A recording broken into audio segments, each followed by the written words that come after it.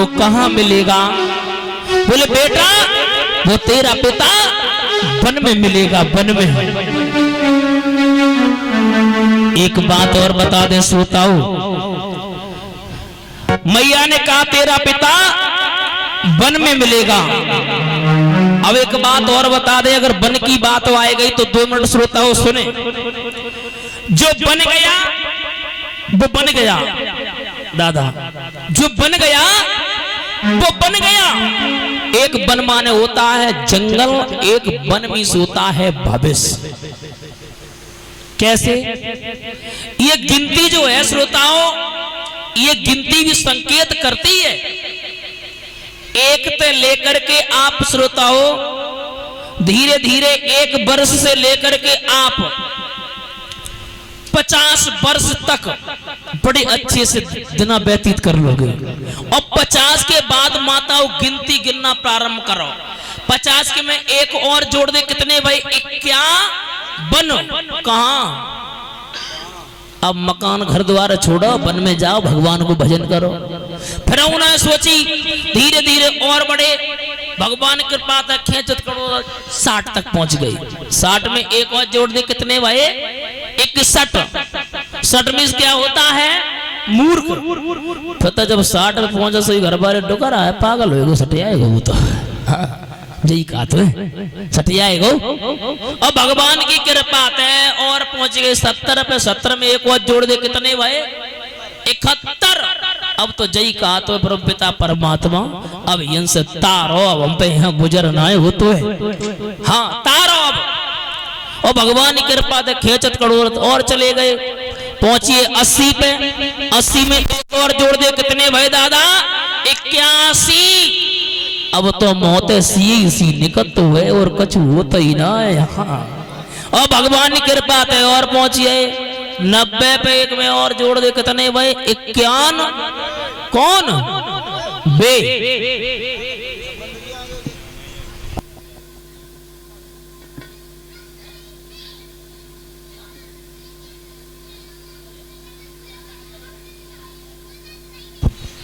मेरे श्रोताओं 91 कौन?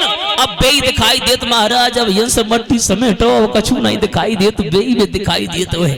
हाँ तो मेरा कहने का मतलब है प्रत्येक गिनती भी संकेत करती है कि भगवान का भजन करने के लिए जाओ, लेकिन कोई करना नहीं चाहता है। आजकल अगर कहूँ तो जा कह दे श्रोता हो, एक काम करो, अब तुम्हारी उम्र यहाँ रहने के लिए ना है, जाओ वन में, जाओ वन में भजन करो। तो क्या कहें? एक बात बताओ, जिंदगी भर हो लगे लगे काम करते करते और कोई काम नहीं हुआ, और जिंदगी भर ये महल तो मेला बना करके तैयार किए, और जब सुख के दिन आए तब कहा वन में चले जाओ। मेरे श्रोता बंधुओं, आज पुत्र ने मैया के चरणों में प्रणाम किया। माँ एक बात कहे, माँ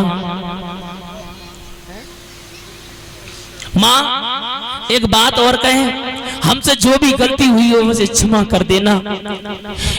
आज उस मैया के लाडले ने मैया के चरणों में प्रणाम किया। माँ अगर जिंदगी रही तो मैं दोबारा मिलूंगा, क्योंकि मैं पिता से मिलने के लिए जरूर जाऊंगा।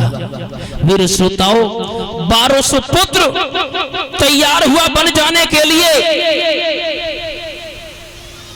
जैसे बन की ओर चला तो माताओं मैया के आंखों से अश्रु की धारा बहने लगी।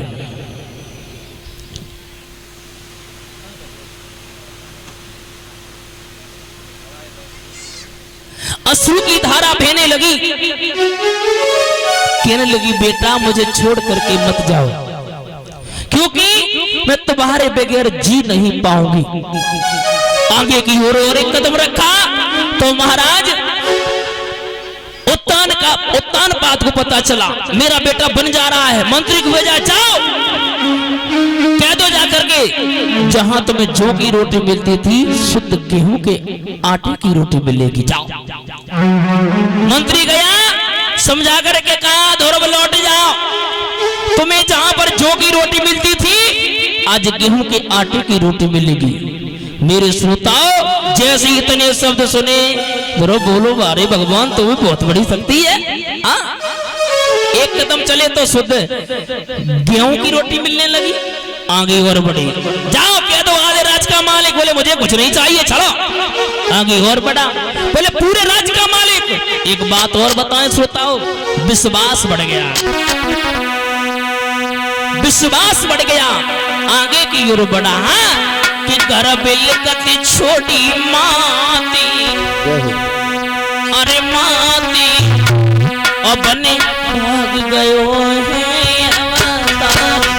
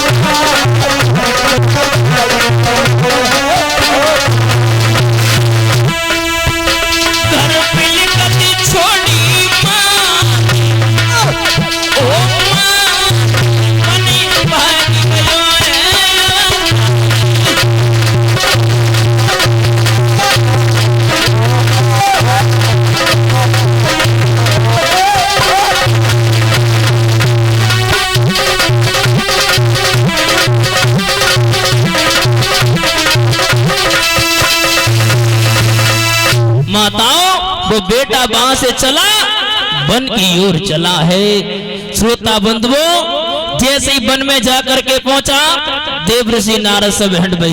नारद बाबा बोले, ओए कहां जा रहे हो बेटा? ओए सुनना है रे, कहां जा रहे हो? बोले हम वन में। क्यों? बोले पिता से मिलने के लिए। बोले तेरा पिता कौन है? बोले परम पिता परमात्मा। देव ऋषि नारद बोले बेटा भाग जा, लौट जा यहाँ से, तुझे किसी ने बहका दिया होगा। जवाब दिया बाबा जी ना ना ना, मैं पिता से मिलकर के जरूर जाऊंगा। तब तक महाराज और आगे बढ़े। देव ऋषि नारद बोले पीछे लौट जा, शेर चीता तेरा भक्षण कर जाएंगे। जवाब दिया बाबा जी एक बात पूछो, तुम्हें इस वन में कितनी वर्ष से रह रहे हो? बोले बेटा मुझे तो कई एक वर्षें हो गई, मुझे तो कई एक वर्षें हो गई। बोले तुम्हें तो चींटी भी नहीं काटा। बाबा इधर देखो, इधर देखो, इधर देखो कि क्यों बाबा धमकावे रे, मैंने देखी ये दुनिया।